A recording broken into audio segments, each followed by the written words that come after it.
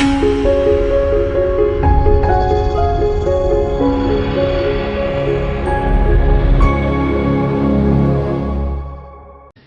enquanto o Dr. Bill ele, descansa um pouco da sua palestra, as perguntas todas que vocês fizerem hoje são referentes a todas as palestras que foram feitas durante o dia de hoje. Começando com Franklin, a pergunta é a seguinte: Franklin, você citou Calbart várias vezes e não fez nenhuma ressalva quanto à sua teologia. Como o irmão vê ele dentro da questão da ortodoxia? Vou começar com um momento plim-plim, então. Eu queria recomendar esse livro, 3 Perguntas Cruciais sobre a Bíblia, do Grant Osborne. É um lançamento de Edições Vida Nova.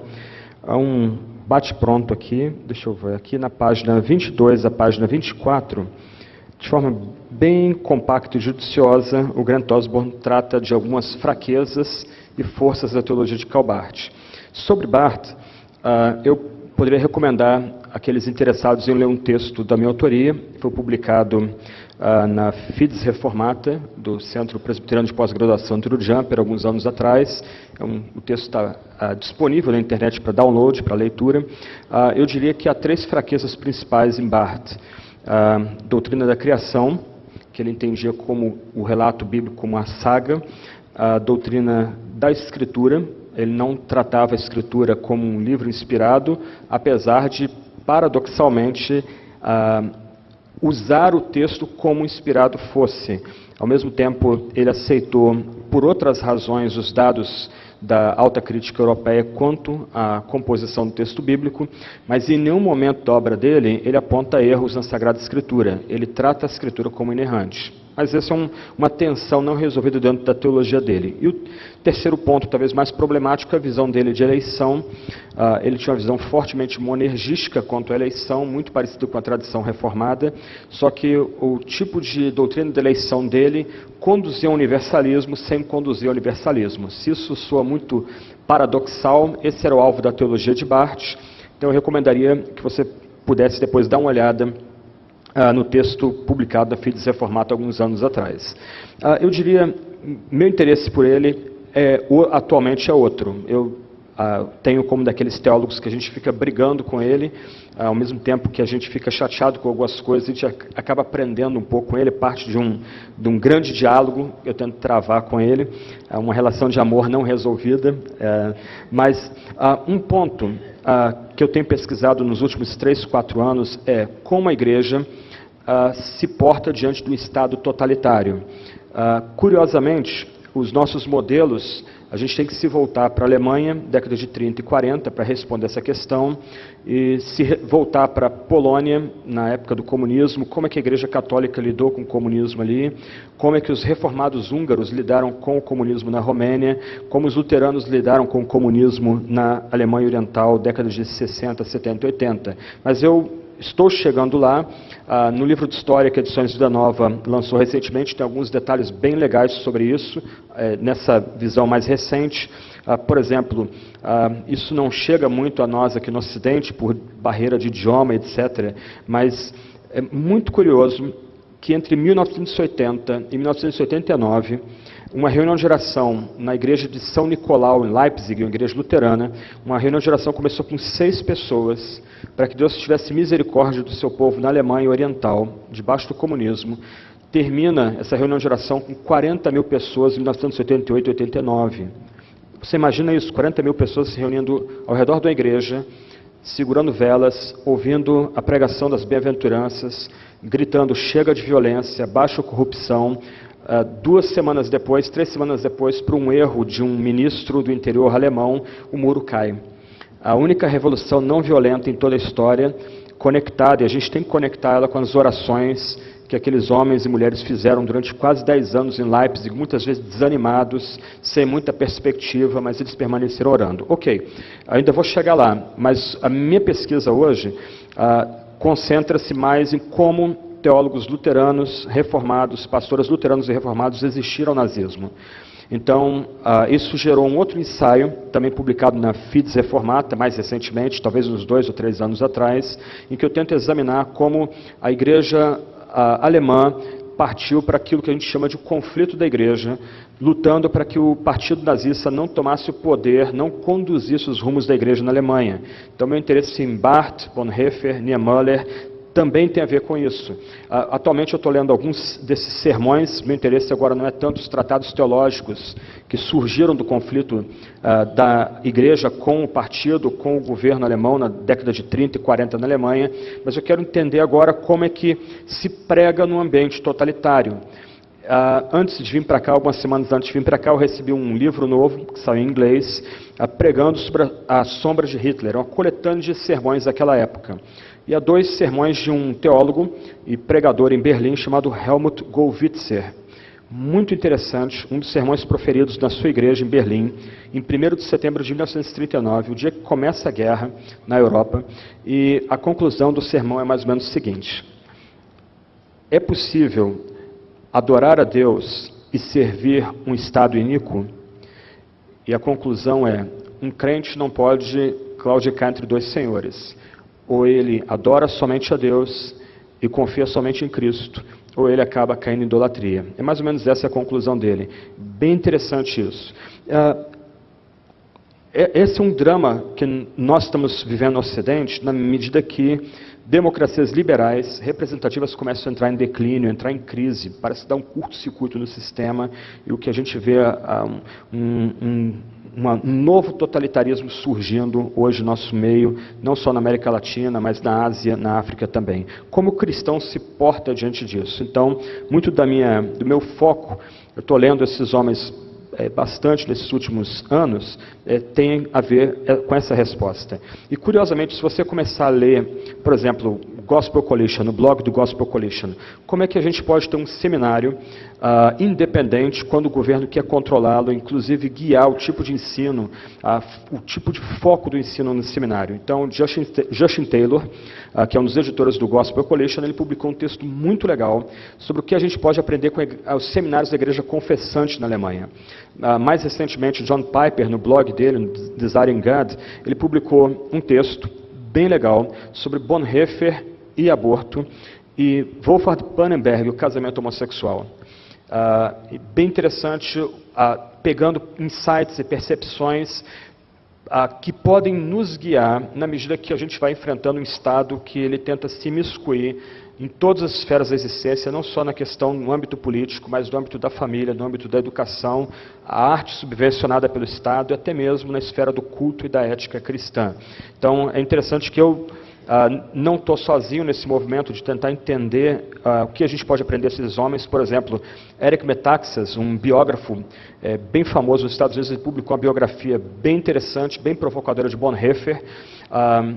E eu vou terminar meu ponto com isso, mas essa biografia é prefaciada por ninguém mais, ninguém menos do que Tim Keller, pastor de uma das principais igrejas reformadas dos Estados Unidos. Ele faz o endosso desse livro, que inclusive Barack Obama ganhou de presente num café com o presidente nos Estados Unidos. Um ponto que é bem legal e tem a ver com essa pergunta, eu digo o seguinte: liberais, teólogos liberais, e teólogos marxistas, os teólogos liberais marxistas acabam concorrendo, trabalhando juntos muitas vezes. Eu costumo brincar que eles aparelham até festa de playground. É curioso, por exemplo, notar essa turma se apropriando de Karl Barth. Então, vou usar um exemplo de Barth, Bonhoeffer, eu encerro meu ponto aqui. Eles veem Barth, ele era membro do Partido Socialista Suíço, ele sempre foi, durante muito tempo, ligado a essa questão, mas o Partido Socialista Suíço nada mais é do que o Partido Social Democrata Suíço, conectado com a terceira via europeia, Norberto Bobbio, quem lê entenda. O pessoal do direito vai entender esse ponto aí. Então, é uma outra via que não é esquerda, não está diretamente conectada com a esquerda. Mas é muito engraçado, o pessoal mais liberal, mais ligado à teologia da libertação, se apropria de Barth e diz: Barth é um precursor da teologia da libertação. Ok. Eu li uma carta dele, recentemente, um volume de cartas. Ele está no hospital, bem idoso.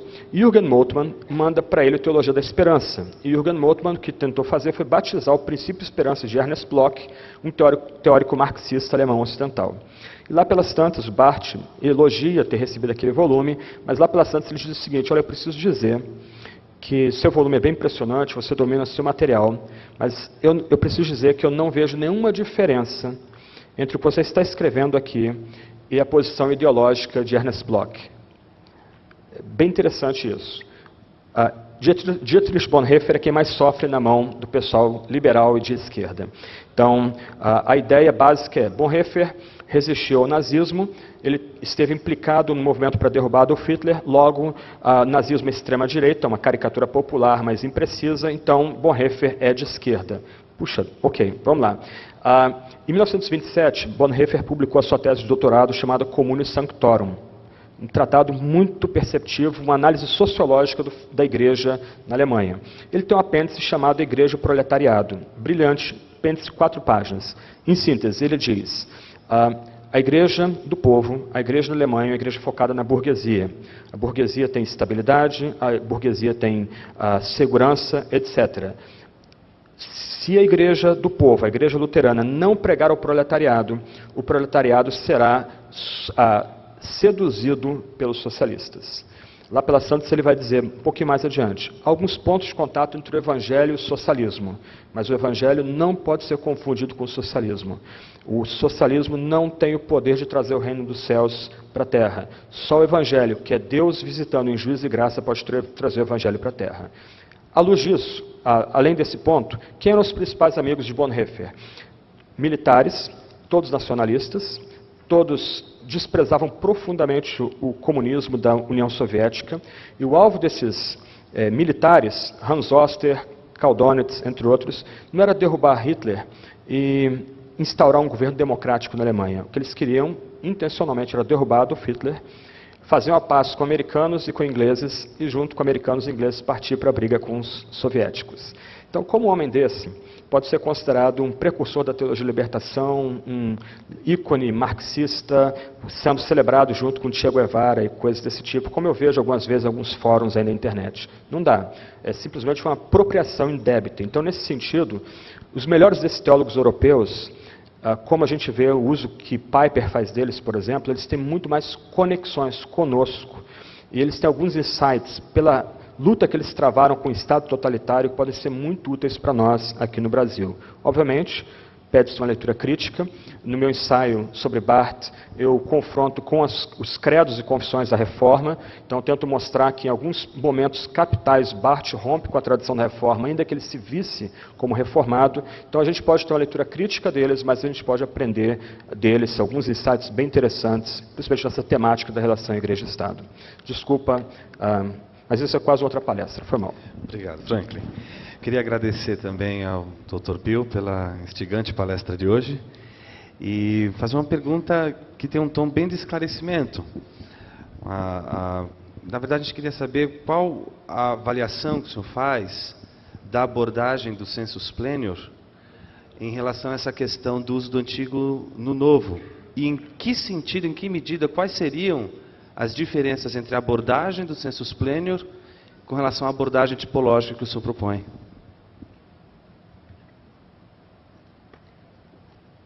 Well,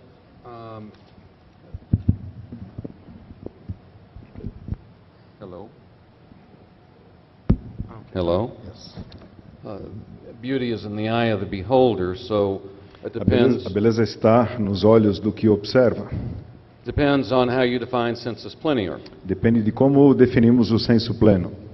If you define it as an idea that Se o definimos como uma ideia that a New Testament author has of an Old Testament passage que o autor do Novo Testamento tem de uma passagem do Antigo, that could not be related to the Old Testament author's intention, que não pudesse estar relacionado à intenção do autor do Antigo Testamento, I would not hold that form of sensus plenior. eu não defenderia essa forma de sensus plenior.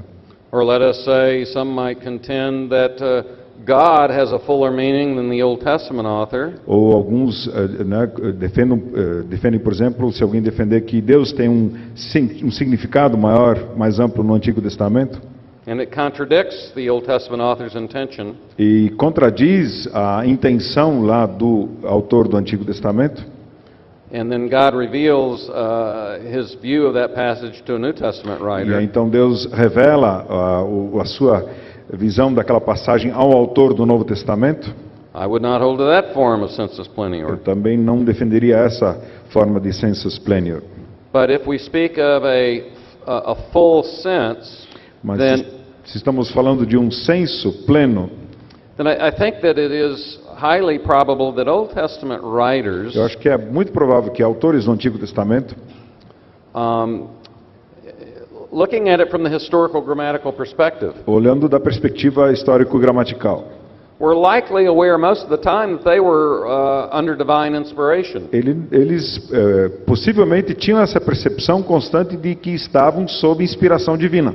Not mechanically like puppets, Não mecanicamente como bonecos controlados, but that they were prophets of God, mas que eram profetas de Deus, writing under His authority. escrevendo debaixo da autoridade dele. There's no doubt that they would have acknowledged Não há dúvida de que eles teriam reconhecido that God had more understanding of what they were prophesying than they had, de que Deus tinha mais compreensão do que eles estavam profetizando do que eles tinham, but they had sufficient understanding for their time and period. mas tinham a compreensão suficiente para a sua época, o seu tempo. Now, a New Testament writer later, Mas o autor do Novo Testamento mais tarde, God may reveal the fuller meaning of a passage that Old Testament author was not fully aware of. então Deus pode estar revelando a esse autor um significado, um sentido mais amplo do qual o autor do Antigo Testamento não estava tão consciente.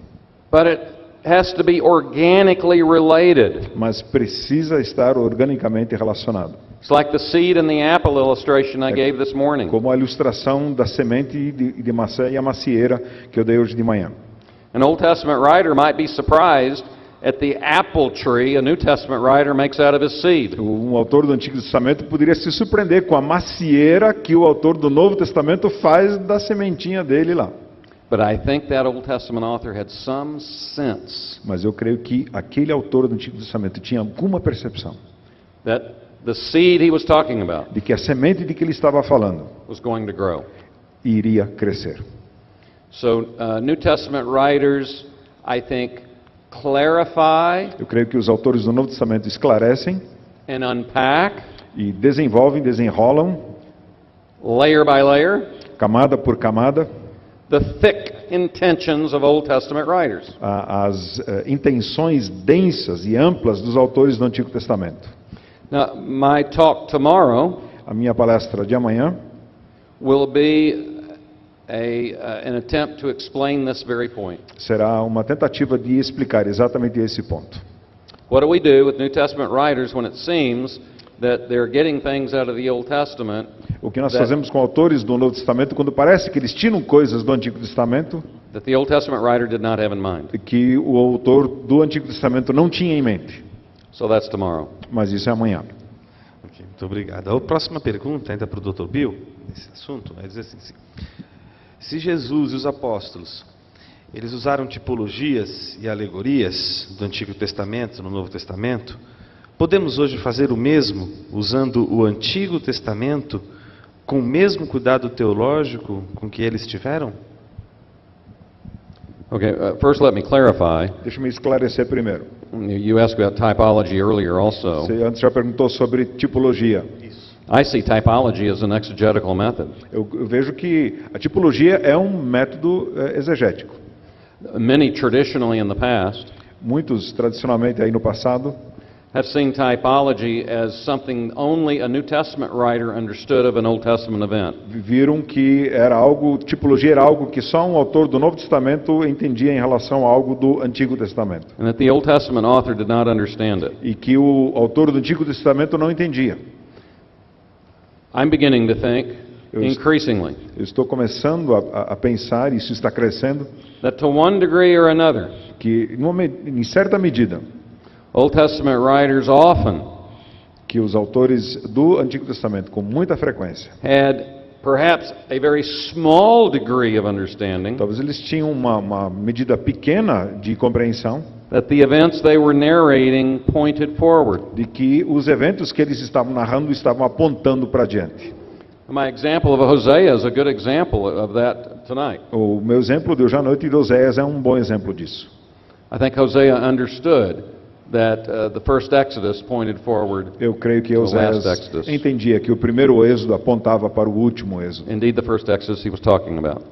De fato, sobre o primeiro êxodo que ele estava falando. And we can see again and again, I can deduce a number of examples Eu poderia empregar aqui uma série de exemplos where in the Old Testament itself, em que no próprio Antigo Testamento, the Old Testament writer is giving hints that he sees his narrative is pointing forward. em que o autor do Antigo Testamento está dando pistas de que a sua narrativa está apontando lá para o futuro. And that can be discerned exegetically, E isso pode ser discernido exegeticamente, by grammatical historical exegesis. por meio da exegese histórico-gramatical. It's not a brand new revelation by Não the é New uma Testament writer. revelação radicalmente nova feita pelo autor do Novo Testamento.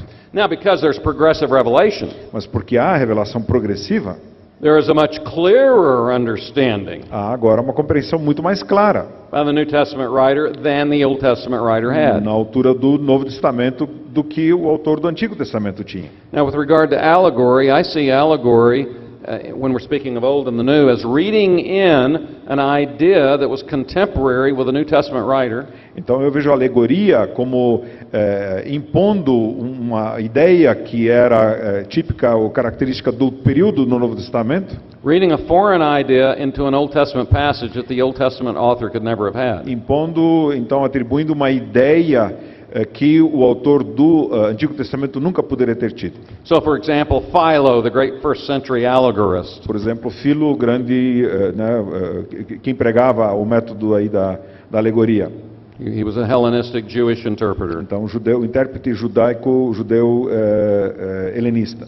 He might say something like this, Ele poderia dizer algo assim: that the covering, the giving of the second set of clothes to Adam and Eve by God então, quando Deus deu o segundo conjunto de roupas, de vestes a Adão e Eva, had the idea of the enlightenment of Platonic e philosophy. tinha a ideia da iluminação da filosofia platônica.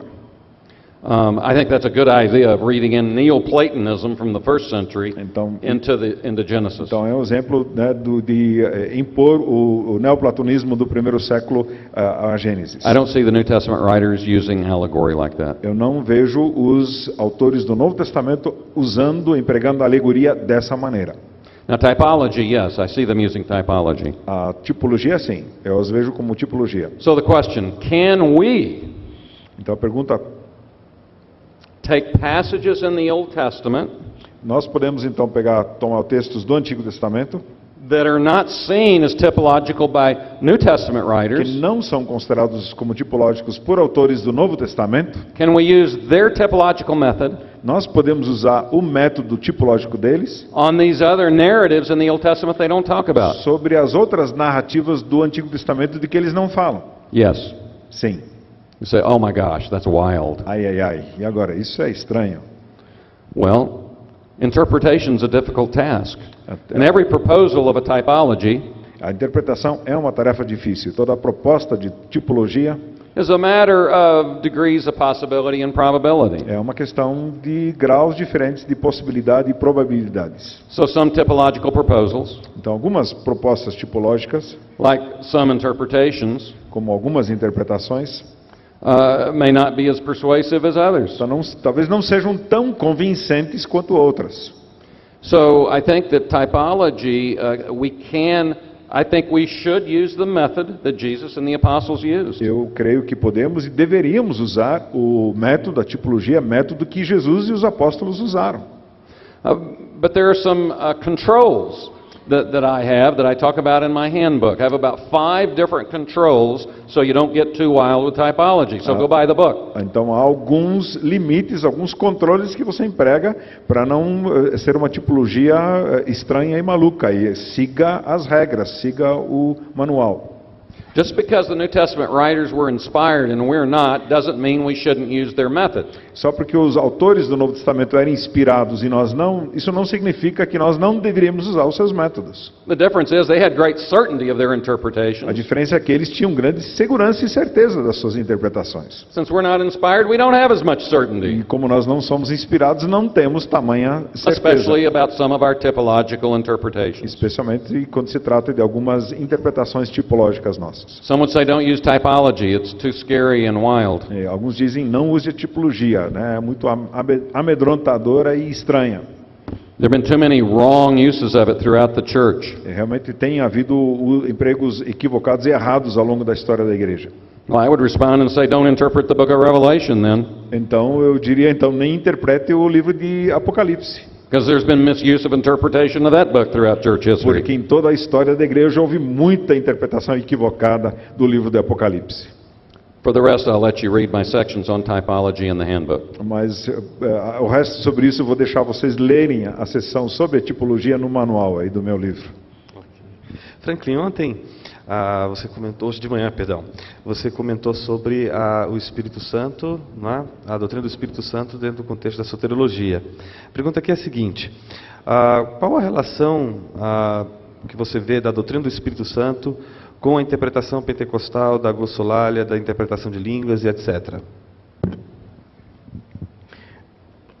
Alguém também me abordou e me perguntou sobre como tratar apropriadamente João 20, Atos 2 e Atos 4. Eu acho que todas essas questões estão juntas aí. No site da Revista Teologia Brasileira, a revista de edições da Nova, há um vídeo de um sermão meu proferido na Igreja Batista da Capunga, em Recife. O tema geral do sermão é sobre avivamento, na perspectiva do Antigo e do Novo Testamento. E se você quiser ver como eu tento trabalhar esses textos, eu recomendaria que você visse aquele sermão, assistisse aquele sermão. Você pode escrever pelo site para conversar comigo e tirar dúvidas. Mas a minha grande questão é o seguinte: nós pegamos alguns livros de teologia sistemática, por exemplo, Alistair McGrath, na introdução à teologia cristã dele, ele vai dizer em algum ponto que, jocosamente, que a doutrina do Espírito Santo é a Cinderela esquecida da igreja, alguma coisa assim. A noção é que durante 18, 19 séculos a igreja ignorou o Espírito Santo e só agora, por causa da questão pentecostal, o Espírito Santo voltou à baila e está sendo trabalhado. E esse tipo de abordagem não ajuda, ele acaba engessando toda a nossa aproximação do texto bíblico, na medida que nós supomos que há apenas dois modelos para interpretar o texto bíblico. Ou seja, o modelo conservador, isto é, nós recebemos o Espírito Santo durante a nossa conversão, durante o processo de conversão, durante o momento que a gente é levado a ter fé e se arrepender dos nossos pecados. Ou, do outro lado, o Espírito Santo vem como uma segunda bênção, como um evento posterior à conversão. E aí a gente acaba entrando num debate de surdos, as posições muito sedimentadas, e infelizmente acontecem algumas coisas muito chatas. Geralmente a primeira posição não sabe lidar com as experiências da segunda posição. Então, a segunda posição tem as suas experiências espirituais, e quando ela comunica a primeira posição, a conservadora, as suas experiências espirituais, a tendência do conservador, e eu fui nascido e criado e produto desse meio, essa tendência, a nossa tendência é simplesmente rotular a experiência como alguma coisa demoníaca ou alguma coisa psicológica, e a gente simplesmente rejeita aquela experiência espiritual, colocando-a de lado, escanteando aquela experiência espiritual. Toda abordagem me parece extremamente equivocada. A minha questão hoje é: será que, olhando para a história da igreja, não há outras formas de interpretar a ação presente do Espírito Santo no nosso meio?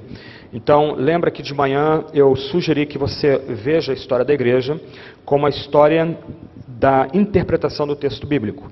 Então, você tem um tratado do século IV, escrito por Basílio de Cesareia, chamado Tratado do Espírito Santo. Ele foi publicado em português pela editora Paulus, na coleção patrística deles. Simplesmente brilhante. Um texto brilhante. Especialmente quando você o coloca em contexto, que ele está escrevendo esse texto contra a controvérsia dos chamados pneumatoquianos. Era um grupo herético que cria na divindade do Pai e do Filho, mas entendia que o Espírito não poderia ser adorado, o Espírito Santo não podia ser invocado, porque o Espírito Santo tem uma energia, uma presença divina na nossa comunidade, não um ser pessoal, junto com o Pai e o Filho, como Nicéia e Constantinopla afirmaram. Muito do debate de Basílio tem a ver com o nosso tempo, porque me parece que a pessoa do Espírito Santo muitas vezes é reduzida a mera energia impessoal. A gente salta um pouquinho, você chega na Reforma, você tem Calvino, o livro 3 das Institutas é todo um tratado elaborado a respeito da obra do Espírito Santo na vida do cristão. É o maior livro das Institutas, e alguns eruditos têm sugerido, surpreendentemente, para alguns pelo menos, que o tema central de Calvino, o motivo central da teologia de Calvino não é predestinação, e de fato não é, mas é a união mística do crente com Cristo. Haja um tema completamente esquecido no nosso meio. A gente trava. O que é união mística? A gente não sabe nem elaborar isso aí. Então, outro ponto. Terceiro ponto, Edwards, Jonathan Edwards, o grande teólogo da Nova Inglaterra do século XVIII, ele vivenciou avivamentos em primeira mão, ele provou perseguição porque ele estava no meio do avivamento, então as chamadas velhas luzes, alguns teólogos presbiterianos e congregacionais atacaram muito mordazmente o avivamento, mas alguns elementos surpreendentes aconteceram naquele avivamento. Edwards era um gênio, ainda publicado pela Universidade de Yale, a obra completa dele hoje tem 25 ou 26 volumes, mas ele vivenciou algumas questões muito estranhas.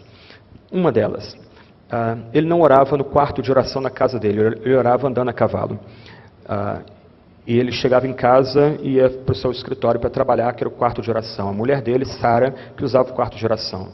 E um dia, ele entra no quarto de oração e ele encontra a mulher dele levitando.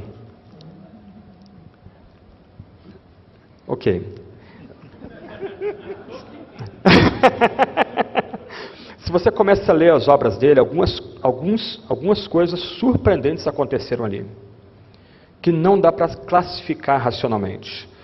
Quando nós vamos então para aqueles 3 textos que eu alenquei de manhã, o que me parece que eles apontam para a gente é que, de um lado, toda a vida cristã é vida no Espírito. Todas as graças que nós temos, chamado, arrependimento e fé, justificação, adoção, a certeza de estarmos aceitos pelo amado, santificação, tudo isso é obra do Espírito. O Espírito vem a nós, vem a todos nós juntos por meio da pregação da palavra. Quando nós cantamos hinos, salmos, cânticos espirituais, o Espírito Santo opera em nós, enchendo-nos também. Então esse é um dado que o Novo Testamento, de forma muito forte, acentua para a gente. Do outro lado, aquelas 3 passagens lidas de manhã destacam que é muito mais para nós recebermos o Espírito Santo. Você lê sobre Edwards, um gigante reformado, o homem que foi mal, mas eu tenho que dizer isso, o homem que esmagou o arminianismo na Nova Inglaterra, ele impediu o arminianismo de se estabelecer na Nova Inglaterra por mais de 100 anos, dada a potência dos escritos dele, Tratado do Livre-Arbítrio. Esse homem provou ciclos periódicos de avivamento na comunidade dele. Como encaixar isso dentro da visão tradicional, conservadora ou pentecostal de avivamento? Agora, a pergunta para mim é, será que a teologia do Espírito Santo desse homem não ajudaria a gente a superar as nossas tensões e esse diálogo de surdos que nós temos? Pensa, por exemplo, nas orações da Sagrada Escritura. A oração de Isaías, por exemplo. Ele consegue descrever Deus. Santo, santo, santo é o Senhor. Ele usa categorias que a gente pode entender logicamente. Mas pensa em Ezequiel vendo o Senhor. A percepção que ele tem de Deus é tão majestosa, tão grandiosa, que lhe falta categorias formais para falar de Deus. Ele tem que usar a imaginação para falar de Deus. Isso não ajuda a gente um pouquinho? Me parece que o dom de línguas em Atos é diferente do dom de línguas em Corinto. Em algum momento, Paulo, em 1 Coríntios, vai dizer que o meu espírito, o grego é pneumamou, o meu espírito ora. Será que isso também não ajudaria a gente a entender o fenômeno pentecostal de glossolalia e línguas? Para terminar, nós pensamos oração e obra do Espírito como fenômenos basicamente estáticos. Então nós pensamos oração como meramente um exercício verbal de vocalização. Na Bíblia, nós temos exemplos de fiéis, homens e mulheres, verbalizando sua oração. Mas não só isso. Nós temos na Bíblia homens ruminando, meditando na presença de Deus. Literalmente, recebendo a palavra de Deus, digerindo, mastigando aquela palavra e respondendo a Deus com aquela palavra. E a gente vê isso nos Salmos. que para mim é graça. Deus exige que a gente ore e Deus dá as palavras para a gente orar. Mas a gente vê também nas orações na Escritura, um homem como Isaías, que a mente dele se dilata e ele vê a glória de Deus. E nós vemos homens na Escritura, como Ezequiel, como João em Patmos, que Deus se apresenta a eles tão maior, tão exaltado, que eles têm que usar as categorias da imaginação que ora para comunicar quem é Deus. Será que a gente não poderia interpretar o dom de línguas dentro dessa estrutura? Eu realmente não tenho tempo aqui, nem tenho meu material, mas é muito curioso notar experiências de puritanos do século XVI e século XVII, como John Howe, John Flavel, o próprio Jonathan Edwards, que esses homens oravam tanto, nem chego aos pés deles, mas eles oravam tanto. Eles estavam tão cheios da palavra sagrada, da Sagrada Escritura. Edwards diz que uma vez, andando a cavalo, ele teve que descer do cavalo, ele sentou do lado de um poço, e ele como que teve uma visão do Cristo crucificado diante dele, que o levou a quebrantamento, lágrimas, para ele a vida podia terminar ali. Uma experiência é quase sensorial, quase palpável, lúdica. E essas experiências estão na Bíblia, e me parece que aqueles santos entre os pentecostais que têm a glossolaria, eles, me parece, no meu entendimento, Deus se apresenta tão maior para eles que eles simplesmente perdem o controle da fala, enquanto outros, talvez, fiquem em completo silêncio da presença de Deus. Ambos estão chegando na presença do mesmo Deus, só que a forma deles experimentarem essa presença gloriosa, poderosa, Deus como o ser mais exaltado que é, Pai, Filho e Espírito, essa experiência é recebida de forma diversa, haja vista que Deus também trata a gente por nome, cada pessoa tendo a sua própria caminhada com Deus, como pessoas, como gente com história, etc, etc. Então, é por aí. Ok, a gente está aproximando do final e a gente vai para a última pergunta, para o Dr. Bill.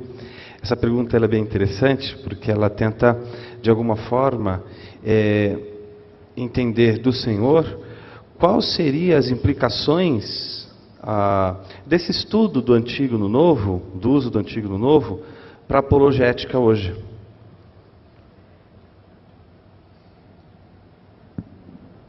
Well, I think, first of all, Em primeiro lugar, the Scripture is the authoritative Word of God, as Escrituras são a palavra imbuída de autoridade, palavra de Deus, com autoridade.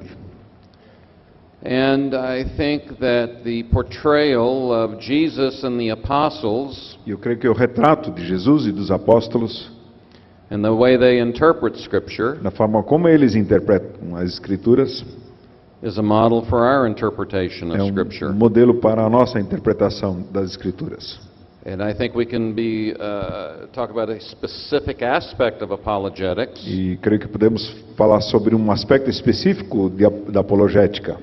and it's this massive area of the use of the Old and the New. E essa área tão grande do uso do Antigo no Novo. I think it's one of the reasons that people doubt the faith today, Eu creio que é uma das razões porque as pessoas duvidam da fé hoje. and especially one of the reasons that people don't believe in the full authority of Scripture. E é especialmente uma das razões porque as pessoas não acreditam na autoridade plena das Escrituras. And I think the more that those who affirm the full trustworthiness of Scripture Eu creio que quanto mais for afirmada e confirmada essa do the hard work of exegesis and biblical theology, que essas pessoas fazem então o trabalho duro da exegese and find increasingly how these difficult uses, how they're not perhaps as difficult as many think, e talvez descobrem crescentemente que as dificuldades e talvez não tão difíceis como muitos pensam. I think the number one, Creio que o número that this could be a great encouragement to the people of God isso pode ser um grande encorajamento para o povo de Deus in our churches. nas nossas igrejas. And number two, I Em think segundo lugar, it can be an apologetic to other pastors and scholars creio who que isso are pode ser uma apologética para os pastores e estudiosos doubtful in this area. que têm dúvidas, estão com dificuldades de crer nessa área. I think number three, E em terceiro lugar, that there are always going to be some passages that are difficult that we don't have specific solutions for. sempre vai haver passagens difíceis para as quais não temos soluções For específicas. example, at the end of Matthew 2, it says, "And Jesus went to Nazareth," and that's because Por exemplo, no final de Mateus 2 diz que Jesus foi a Nazaré, e isso é porque this was to fulfill, he shall be called a Nazarene. isso foi para que se cumprisse a palavra de que ele seria chamado Nazareno. Problem with that, there's no such verse. O problema é que não existe tal versículo. So what's going on? O que está acontecendo aí? Well, there are a number of proposals. Tem uma série de ideias propostas. I suspect it refers to a number of passages and some themes, Eu creio not que- to one verse. Eu creio que se refere a uma série de passagens e temas e não a um versículo específico. But there's a lot of work that remains done to be done on that passage. Mas há muito trabalho ainda a ser feito com relação a esse trecho. And there are others. E há outros. It's like in your lawn, É como na sua grama em casa. and you mow it, E aí você corta a grama. and most of your lawn is grass. E a maior parte da sua área ali é de grama mesmo. And you have some weeds that are coming up. E aí você vai ter algum matinho ali saindo também. You especially want to mow the weeds. E é claro que o mato ali que você quer cortar mesmo para tirar. And we as Christians, E nós como cristãos, when we have some problems in the Bible, weeds, nós encontramos uns problemas na Bíblia, algumas ervas daninhas e um mato ali. our tendency is to forcibly push the weeds down. E a nossa tendência é pegar e forçar, né, e empurrar com força esse mato, essas ervas daninhas para baixo. We call these forced hermeneutical harmonies. Forced hermeneutical? Harmonies. Forced harmonies. Então, Forced harmonizations. a harmonização não, ele está falando Yeah. hermenêutica mesmo. Harmonizing one passage with another, Então, harmonizando de forma forçada uma passagem com a outra, when it's obviously not convincing. quando evidentemente isso não convence. I think we need to let the weeds stand. Então, creio que nós precisamos deixar o mato ali em pé. We need to acknowledge at times our minds aren't finite, infinite. Precisamos reconhecer que as nossas mentes não são infinitas, são limitadas. So we let the weeds stand. Então deixamos ali as ervas daninhas também. We don't have to solve every problem to hold to the inerrancy of the Bible. Não precisamos resolver todos os problemas para resolver a questão da inerrância da Bíblia. If we did, we wouldn't hold to it. Se nós fizéssemos, não a defenderíamos. And so I have found Eu descobri que that evangelical students with a very high view of Scripture estudantes evangélicos que têm uma percepção, uma visão muito elevada das Escrituras, but who are not fundamentalists and make forced harmonies, mas que não são fundamentalistas em forçar essas harmonizações, that is, they propose solutions for problems that are clearly bad solutions. e né, no caso quando propõem soluções para problemas que evidentemente são soluções propostas ruins. I find that the students who let the problems remain, Eu descobri que estudantes que deixam os problemas ali ainda, some of them tend to go on and do their doctoral dissertations on those problems. alguns então logo ali adiante tendem a fazer a sua dissertação de doutorado sobre esses problemas. And whereas a number of liberal scholars E ao passo que muitos estudiosos liberais, assume these are unsolvable problems, eles pressupõem que esses são problemas insolúveis, liberal students don't ever work on them. e estudantes liberais nunca encaram essas dificuldades. But evangelical students will, Mas estudantes evangélicos, evangelicais vão encarar. and often find the answers to these problems that aren't forced answers. E volta e meia encontram as respostas para esses problemas que não são respostas forçadas. If you want to read one example of that, Rick Watts, Se quiser ler um exemplo sobre isso, Rick Watts, in the section in Mark on our commentary on the New Testament use of the Old, na seção sobre Marcos, ele escreve comentário sobre Marcos no livro, o comentário, né, o grossão aí, o comentário do Antigo Testamento no Novo. you should read his work on the use of the Old Testament in Mark 1 Então, and verses 2 to 3. Então leia o tratamento que ele faz do uso do Antigo Testamento no Novo em Marcos capítulo 1, versículos 1 e 2. Mark 1 and 2. Yes. Okay. Princípio do Evangelho de Jesus Cristo, Filho de Deus. Conforme está escrito no profeta Isaías, estou enviando à tua frente meu mensageiro que preparará teu caminho. Voz do que clama no deserto, preparai o caminho do Senhor, endireitai suas veredas. I read through 3. Yes.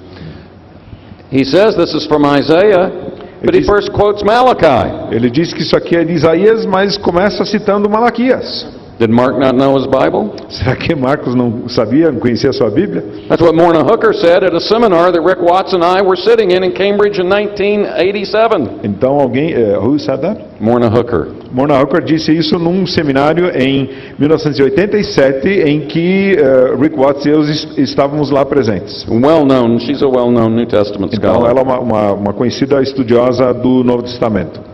Diz que Marcos não conhecia a sua Bíblia. She said Mark had a schoolboy knowledge of the Old Testament. E diz que Marcos tinha um conhecimento de um menino de escola aí a respeito do Novo Testamento, He was do mistaken. Antigo He was Testamento. mistaken. Ele estava equivocado.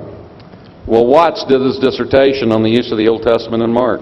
E Watts fez a sua dissertação sobre o uso do Antigo Testamento em Marcos. He solved the problem. E ele resolveu o problema. He convinced Morna Hooker. E ele convenceu Morna Hooker, inclusive. So go buy the commentary and read about it tomorrow. Então, compre o comentário e leia isso amanhã. Maybe tonight. Hoje ainda dá tempo. Se acabar logo aqui, vai dar tempo, né? Senão... Ok, muito obrigado, Dr. Bill, muito obrigado, Franklin. Vamos agradecê-los? Ok.